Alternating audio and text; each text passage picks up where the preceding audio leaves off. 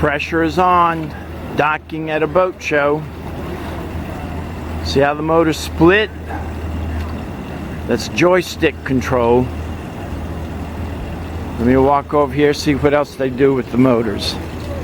I call them motors, they're outboard motors.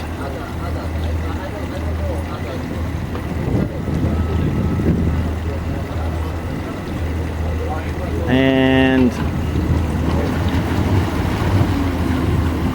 now they come back in parallel and then they opened up again. So assume one is in forward, one is in reverse. They're both in neutral right now, so I can't see any prop wash to figure out what's going on. But other than the pressure of everybody at the boat show watching, and you got a committee helping them dock, could be a little bit embarrassing, but for us, the benefit is watching these motors split,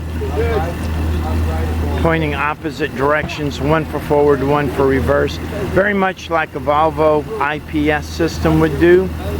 And these motors move the entire motor, where some other larger horsepower outboards, the foot moves, but not the motor body itself. Recording live from Tampa Bay, IBEX Boat Builders Exposition, Captain Chris.